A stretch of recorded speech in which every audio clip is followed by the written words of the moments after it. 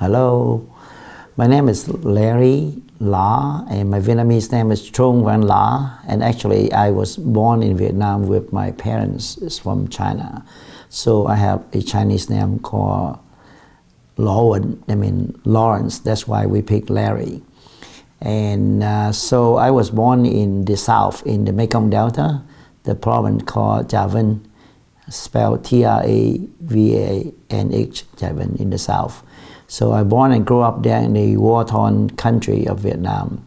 The time that I know what's going on, the war was always around us. So we kept growing up with that kind of environment. We hear gun sound, we hear explosion and everything like that. And even when we went to elementary school, of course we didn't have school bus like we have here, we have to walk. And so we walk from school back home.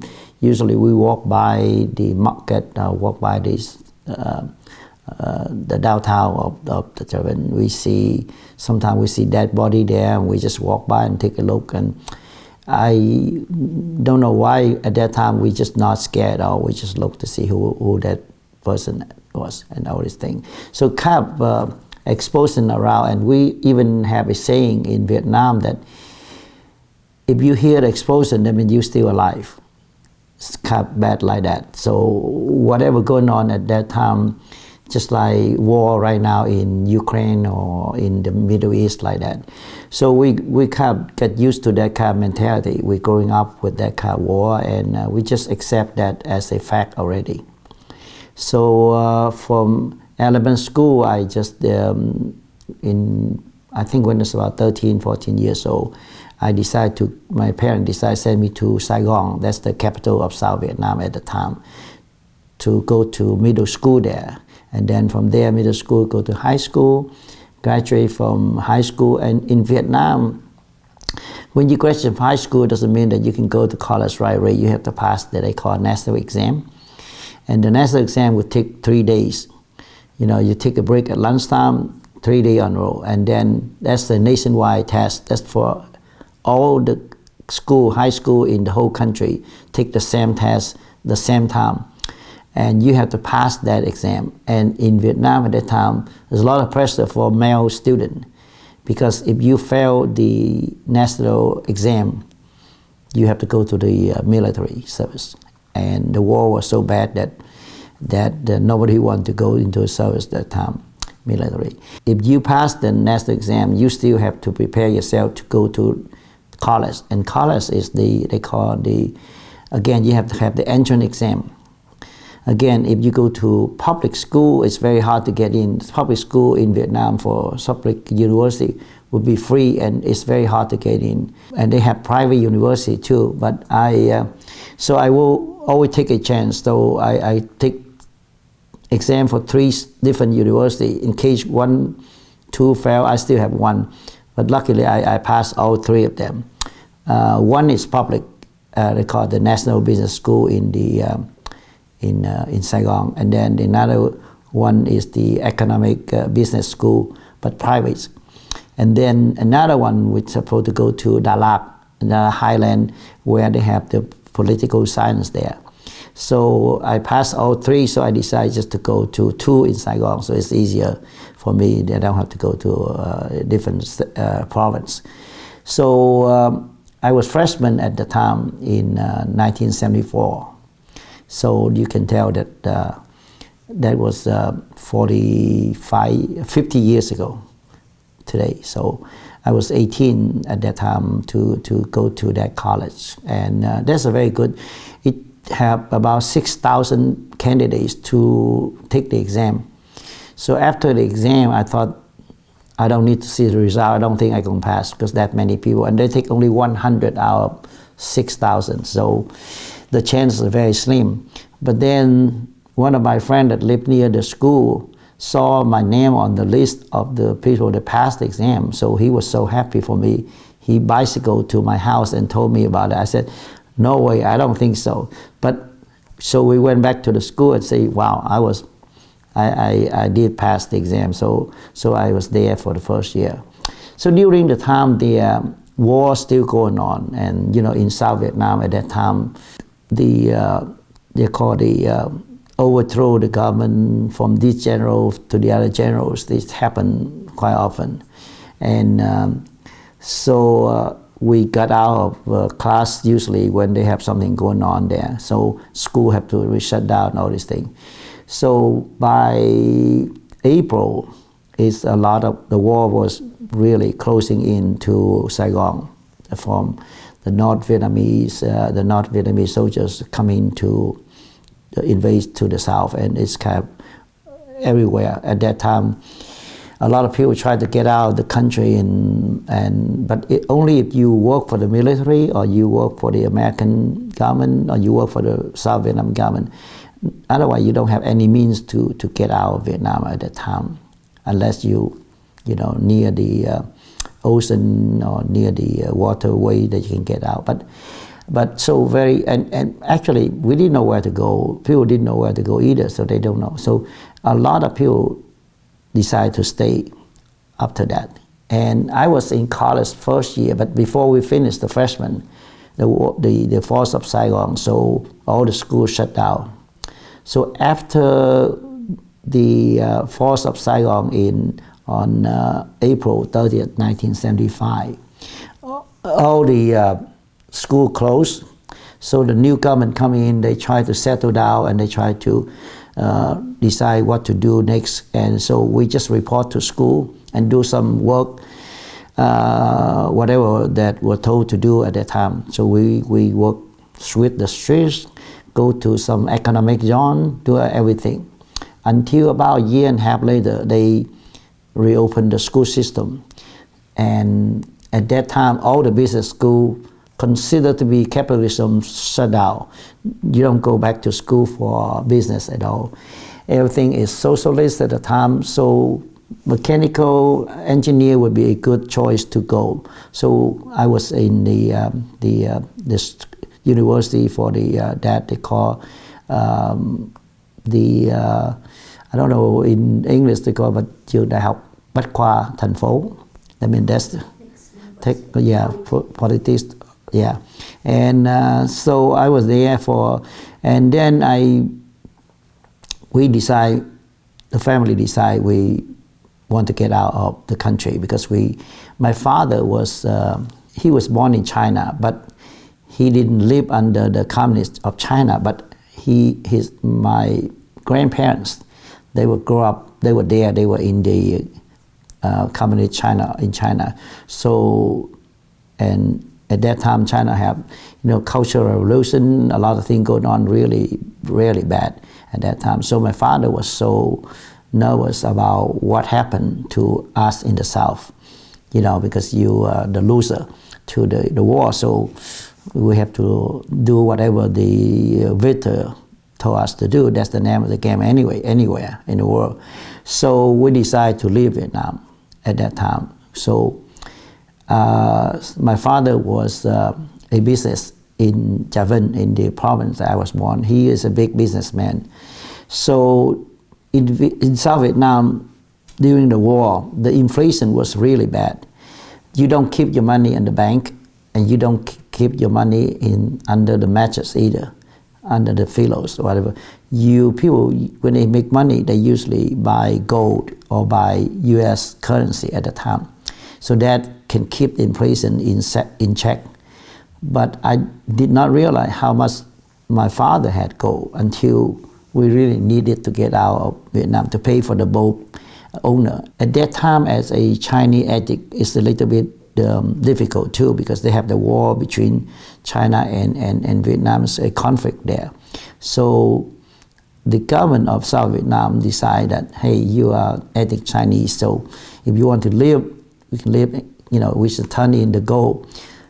And at that time, it cost 11 pieces of gold for the adult and half price for the kid.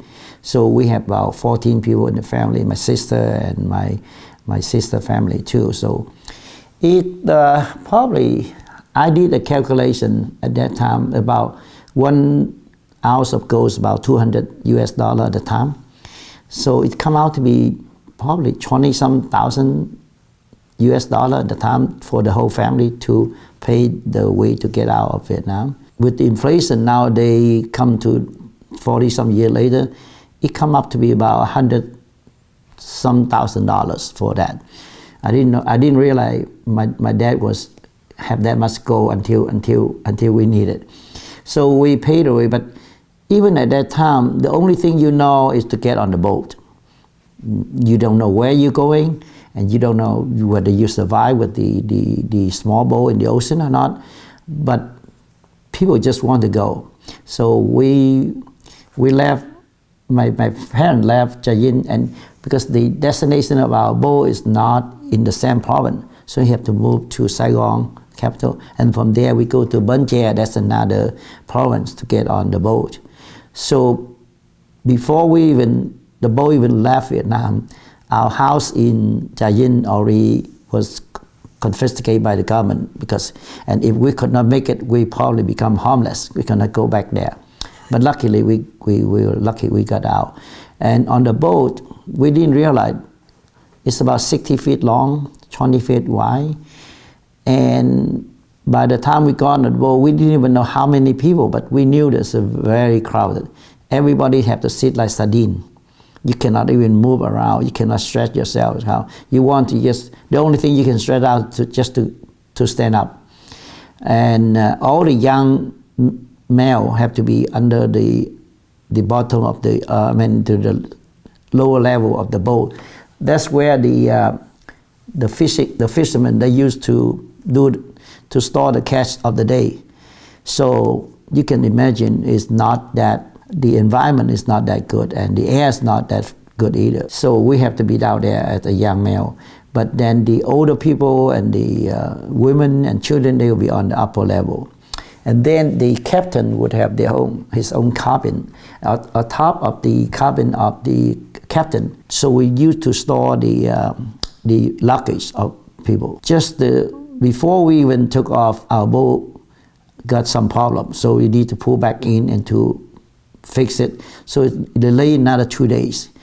It was so scary. We don't know what happened. And then when we got out and the boat ran into a coral. I was in the bottom of the boat. I could hear the pounding of the wooden boat into that coral. It's very hard. We thought that we could not survive. And it's really make it crack on that. But luckily we have 2 pumps in that time. So the whole journey, after we get to international water and we just try to go to a third country like Malaysia, Thailand, or Indonesia at the time, wherever we can get to. It turned out that the captain of our boat, he used to be on the merchant ship, so he wanted to go to a particular place that he had in mind. That's Gujin Sarawak. So that's kind of farther, that's East Malaysia. It normally would take 3 days to get to West Malaysia, but go to East Malaysia is a little bit farther. Good thing the pump was working, and the second day, all the so-called sailors for the boat, they just the relatives of the boat owner only. They're not really real sailors. They all got seasick. So for some reason, I did not get seasick. So I got out of the hole in the bottom of the ship. So I get to be up there to helping out as a sailor at the time. So, washing all those plastic bags, people vomit and everything. And not many people can eat because almost everybody gets seasick. The only thing that they want is just water. Actually, a restroom, but it's in the back of the ship, the boat. People just take turn if you want to go to the restroom, that's the only thing. And it's very chaotic because we know a lot of people, but at that time we didn't count how many until we got to land. And we have 292 people on the boat. And on the third day, I was sitting next to an old gentleman. He probably was not healthy enough to get on the boat to start with. So on the third day, he passed away. I can hear his relatives crying. So I just not too far from there, and we realized that he already died. So because of the destination is still unknown, we don't know when we're going to be landing, so you cannot keep a dead body into the boat. It can kill all the people there. with the disease. So we decided to have to throw that body into the ocean.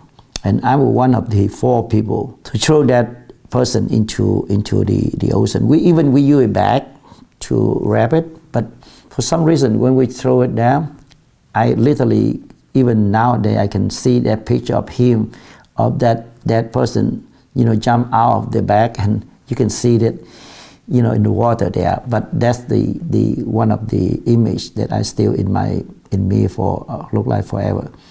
So the ship have to go on, and we luckily we didn't run into any of the pirates. At that time, the Thai pirates are very bad. They was around. They knew that those people get out of Vietnam. They even have jewelry, and they even have gold or whatever. So they rob all the boat people that get out. But the way the captain decided to go to East Malaysia, so it's kind of get out far away from the Thai water. So we're lucky we didn't. But we see a lot of big ship, and we try to, SOS, try to get them help, but nobody get close to us. So we have to move on. By the 5th day, when I look at the captain, his face turned gray. For the first few days, he's very optimistic, but the 5th day, he said, wow, why it takes so long? He talked to himself and the people around him. It turned out that he expected about 5 days to go, because he used that route to go on the ship, on the immersion ship, but he didn't take into the consideration that we have a lot of people. We have 291 people on that boat, and this is a smaller boat than the immersion ship that he used to be the captain there. And also we have water coming in.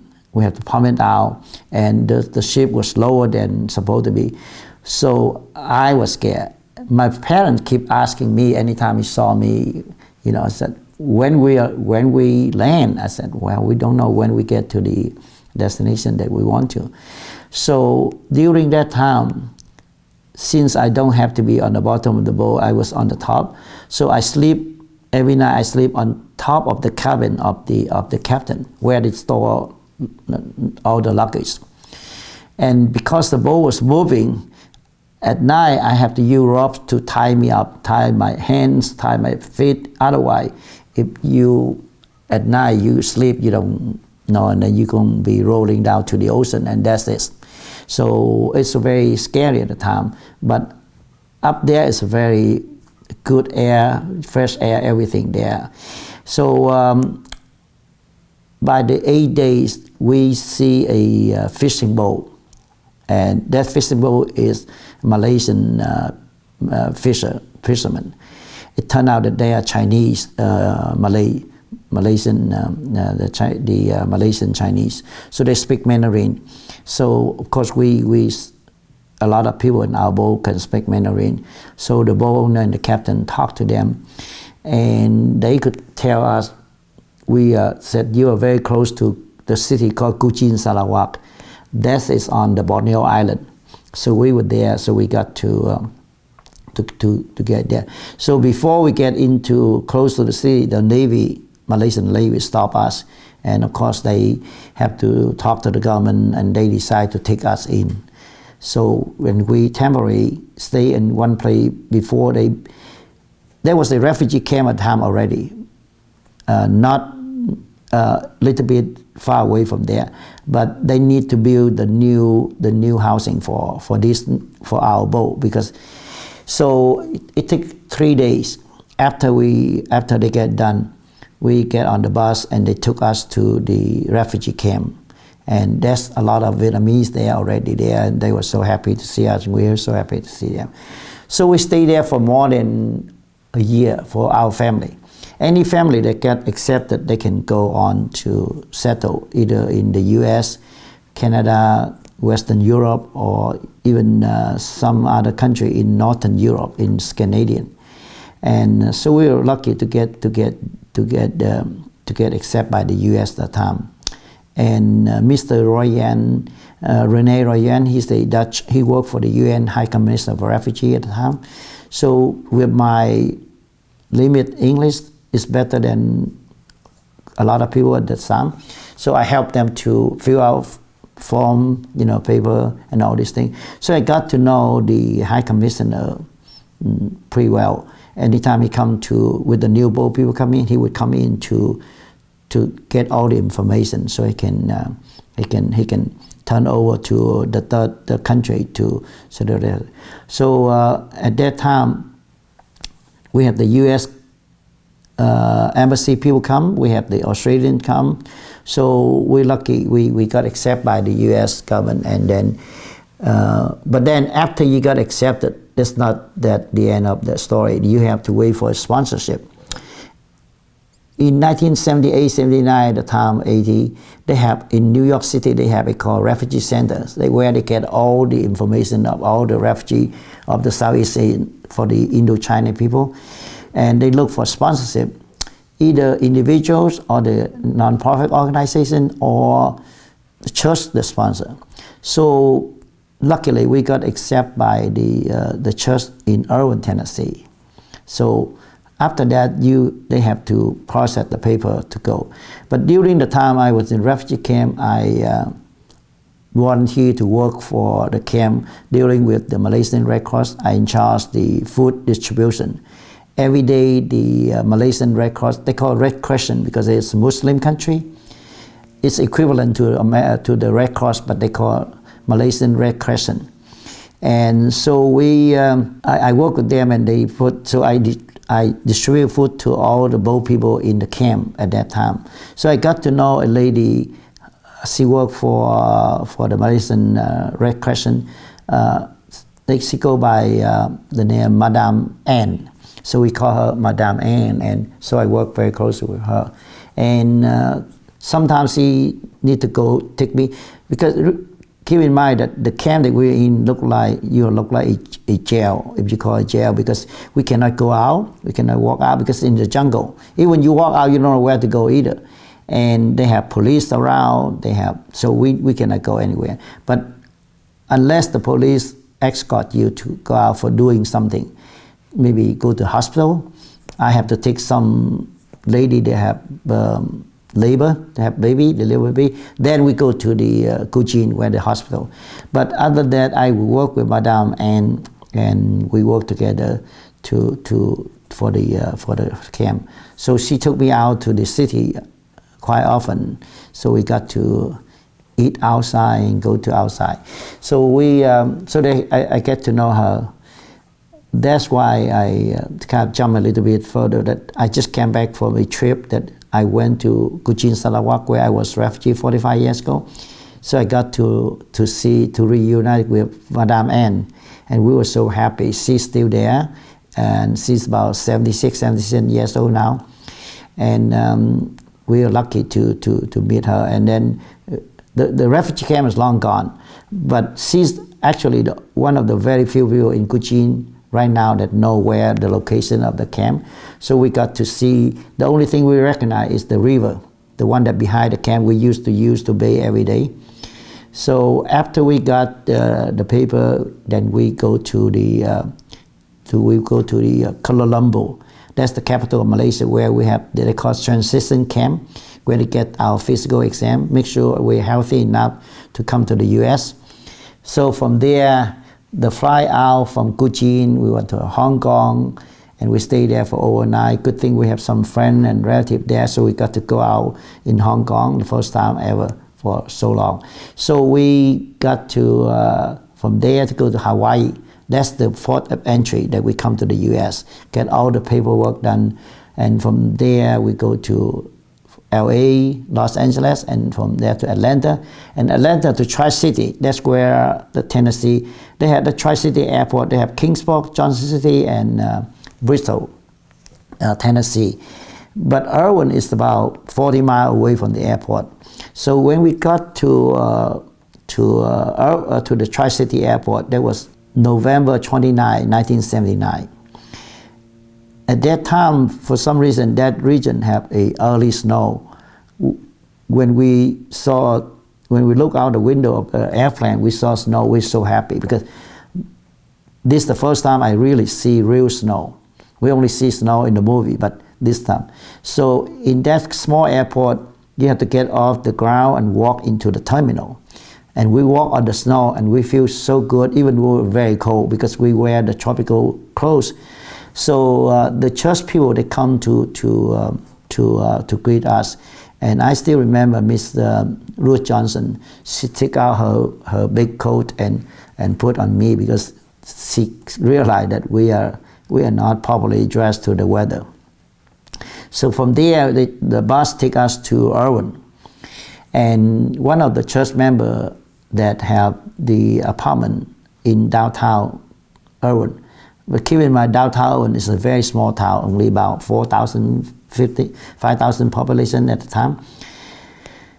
And so we live in an apartment on the second floor of that apartment. Since the time zone different, the jet lag, we sleep, daytime, and we wake up at night. And the people at the church so nice. They just put food in the refrigerator. Some of them even cook food there for us. So when we woke up at night, we eat like pigs, because after the refugee camp, we're just so happy to be in the U.S. And then daytime we sleep again, and when they come, because of course the apartment is not locked at all, we have nothing there. We come with just only a bag of old clothes. So the people come and visit us, but we're sleeping and they don't want to bother us. So they refill the refrigerator again. So when we woke up at night, it looked like a miracle. The refrigerator is refilled and food there. So it took us quite a few days to adjust to that time before we even see the people. So with my parents and my 3 sisters and 1 brother, those that not married. Those that marry, we have 9 in the family. But those married considered to be a separate family, so they are not with us. So we stay there, and the church people come to help us whatever we can do, and they try to find a job. I'm old enough but to 3 of my siblings, 2 sisters and 1 younger brother, they go to high school there. But I'm older than that, so I cannot go to high school. And besides, I already finished. I already was in college in Vietnam already. So my older sister found a job, and I got a job, part-time job with the school, with the high school there. We try to adjust to the new life, because in Irwin, Tennessee, you have to have a car. It's no public transportation at all. It's a small town. Only 1 high school, 1 theater, I think 2 banks, and many churches there. But that's all we have. So you don't anywhere you go, you have to have a car. But we cannot afford to buy a car yet, and we have to have a license yet. So in Irwin, people are so nice. They helping us. They do everything that they can help us to get off the new life there. And later on, I was so lucky because at that time, one of the church members, and actually he and his wife, the driving force to decide to sponsor a family from Vietnam. Because the people there, they have been there for generation after generation, all Caucasian, not any other race there. So to take an Asian family coming to a small town like that is a big challenge for the church too. But because Dr. and Mrs. Mullins, they were missionary in Indonesia in the 1970s. So they thought that they know Asian. They know how to deal with Asian people, how to help. So that's why we got to go to Irwin, Tennessee. And so Dr. Mullins was the mayor of the city at the time. And he's a full-time physician, because the mayor there is a part-time job.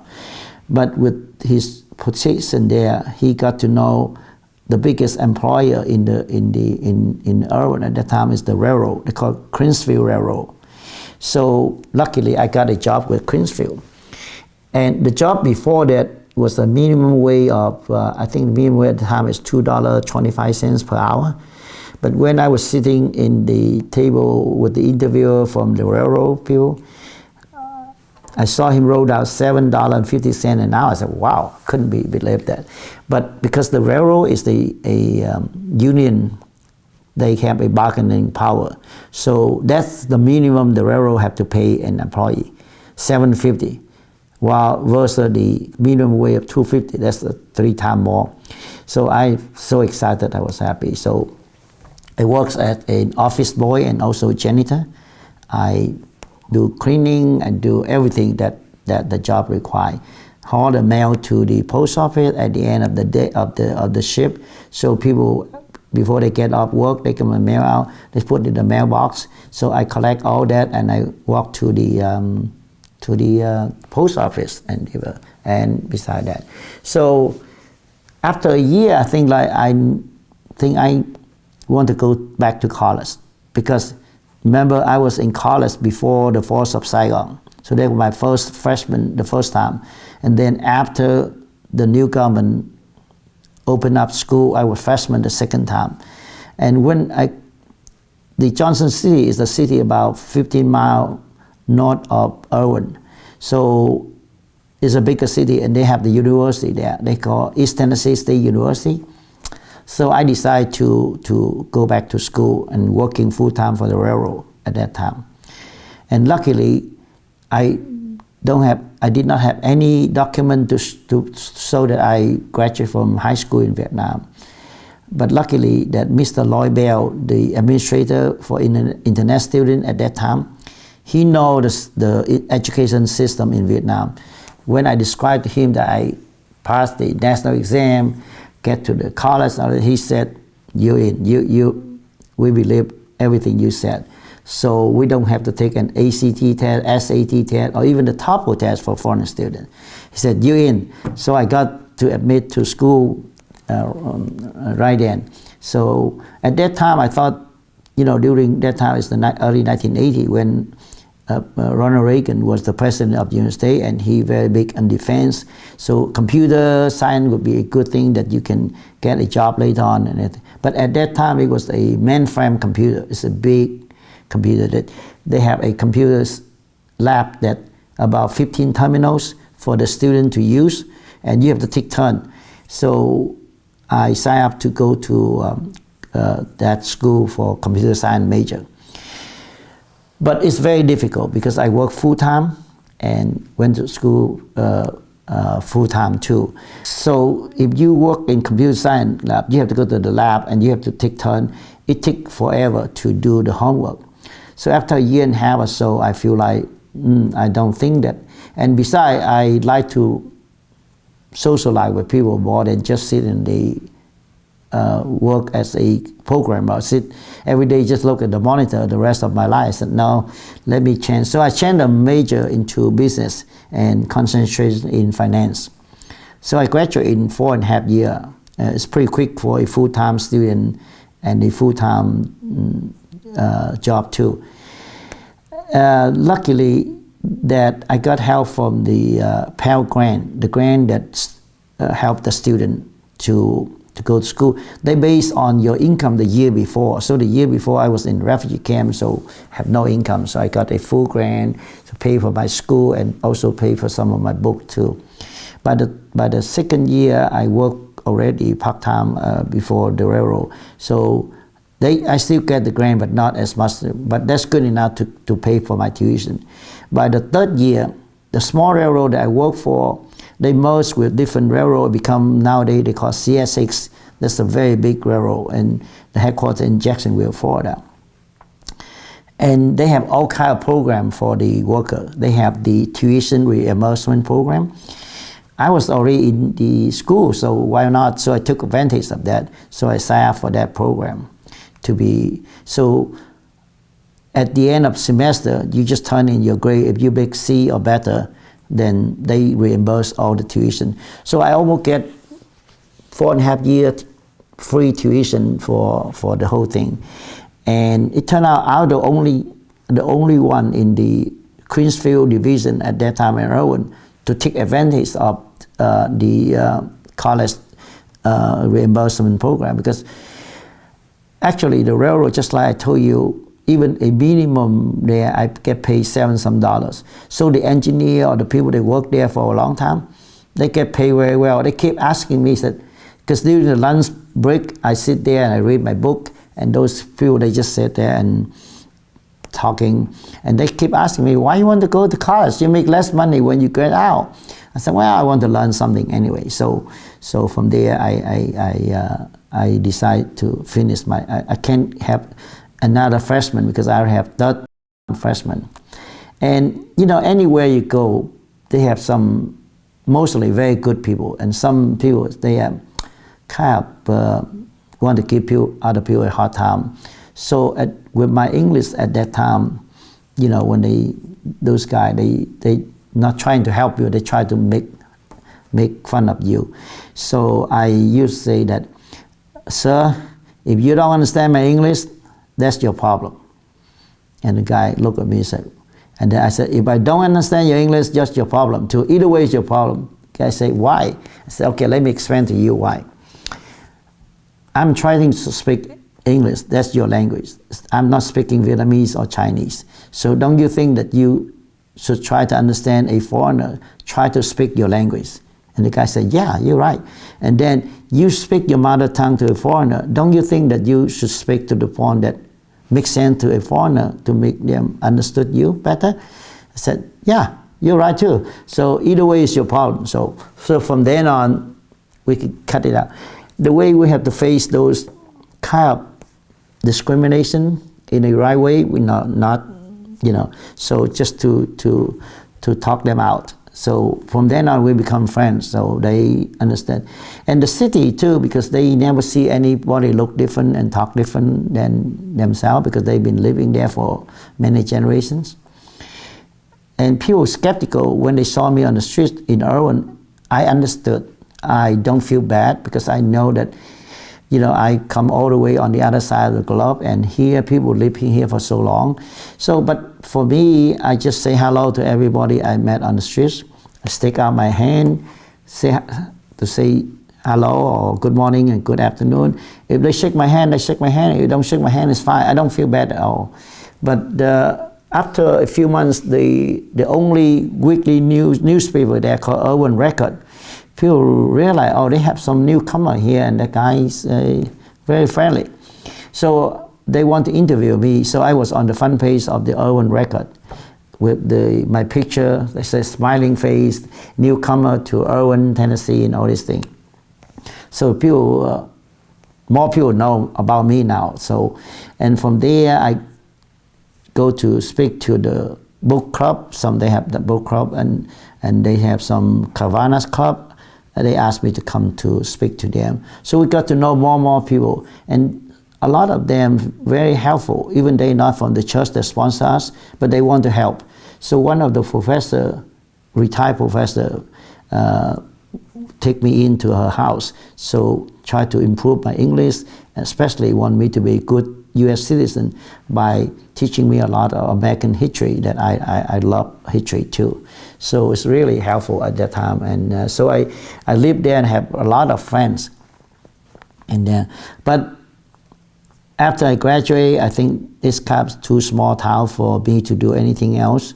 If I want to stay there to work for the railroad the rest of my life, that's still fine too, because they pay very well and they have the union. So because there's a union, so I am union worker, I on strike, I on picket line, everything I did. So later on we decide, because at that time my family already moved to Miami, because that's the tropical weather area.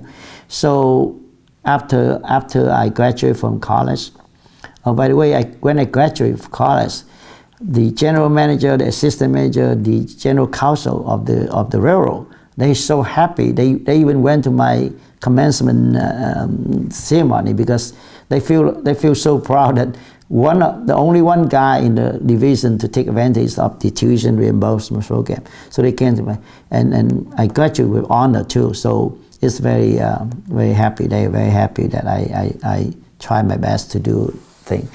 So after that, I decided to move to Miami to join with my family. And I opened a grocery store later on, because to help out for my sister to have something to do in there. Instead of working for people, we have a small grocery store. And that's where I met my wife. And she was not a refugee. She came from Vietnam as immigrants. Her aunt sponsored her to come to that.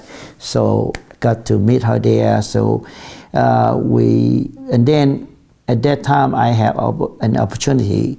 My brother-in-law that here in Washington D.C. got to know a chef from City Lights of China. That's the restaurant in DuPont Circle. And his wife worked for my brother-in-law's restaurant, so he got to know the chef. And the chef needs somebody to run the dining room because he did not speak English. So my brother-in-law said, okay, my brother-in-law in Miami, he can do it.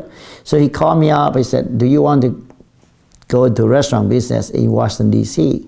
So I said, well, let me see. So I decided to fly up here to look around, and I love.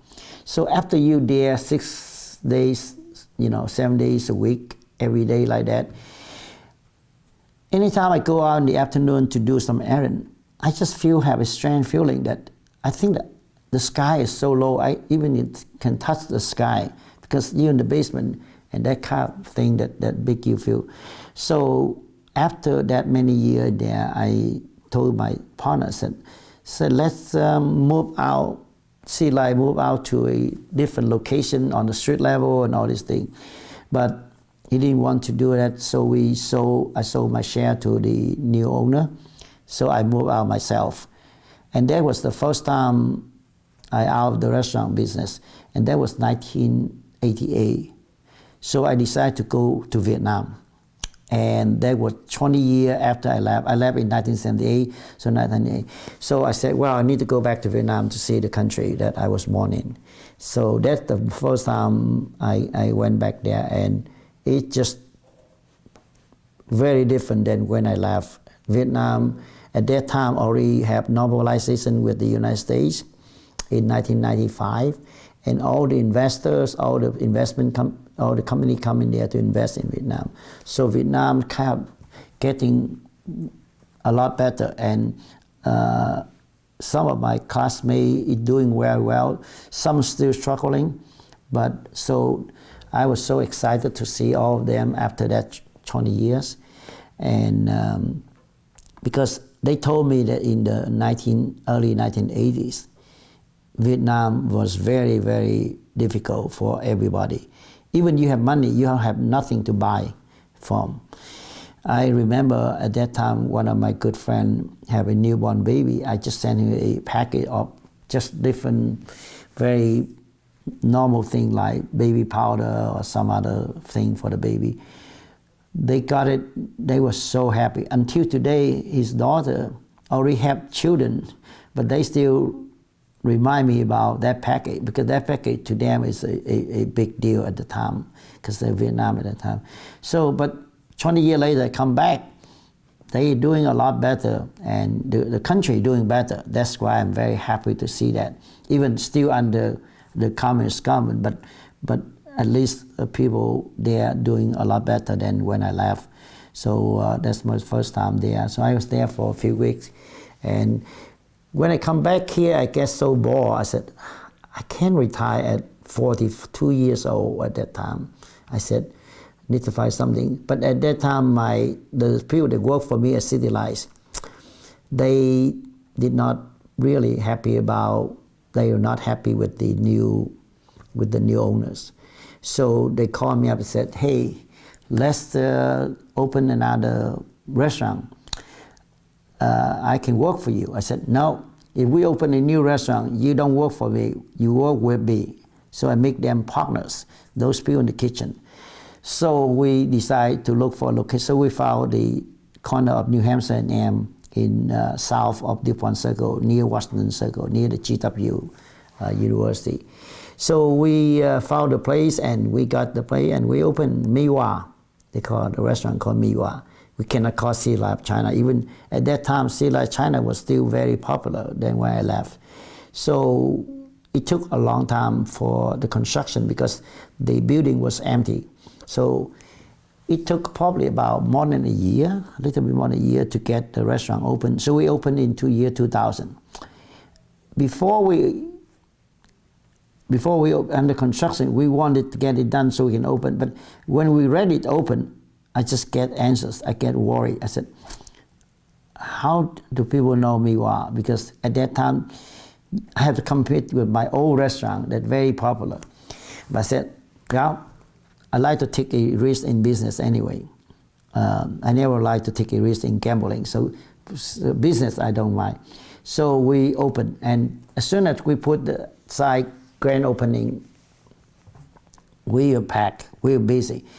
It turned out Washington, D.C. is not a big town.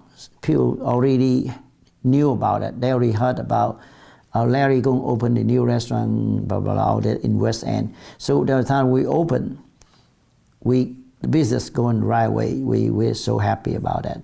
So, and then, of course, a year after 9/11 hit the United States, and all the airports were closed for many months, and DC was just like a dead town because not many people travel here and nobody around. And the mentality of me, born and grew up in the war zone in Vietnam, can't prepare me for anything. So as soon as I heard about the tower, the first towers hit, the second tower, people in DC, they got out to go to back to Virginia, go to Maryland.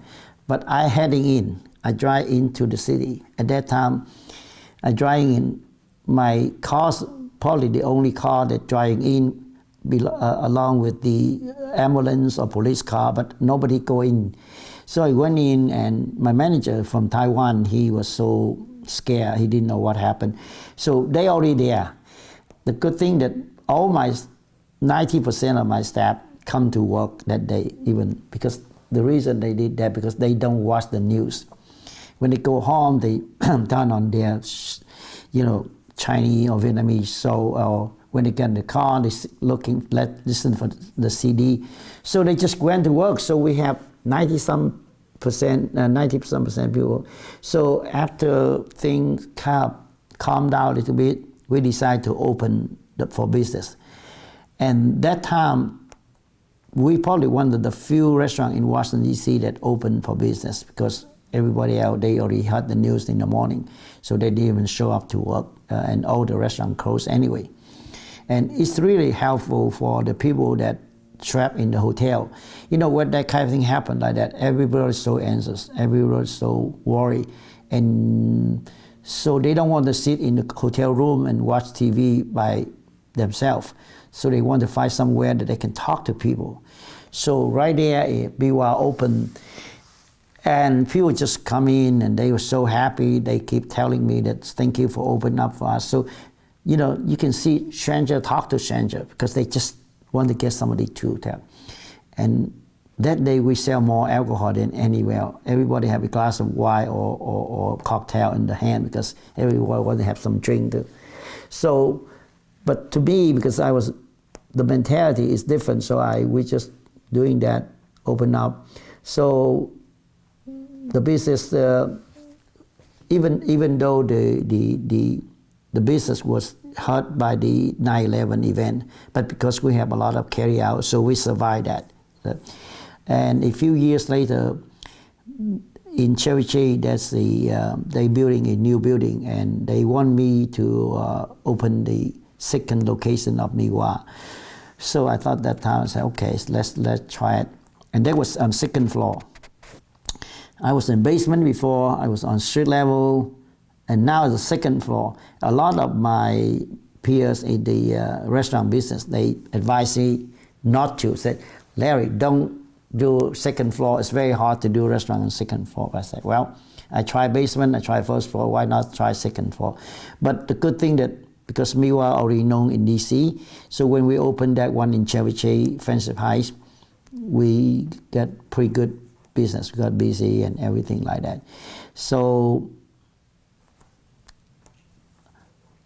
yeah, so that's when we opened, and that's been 21 years now since we opened the Miwa in Cherry Tree, and then we got to again, not as many congressmen or senator from there, but we have Supreme Court justice and all the thing go to the Miwa and Cherry Tree when they live nearby.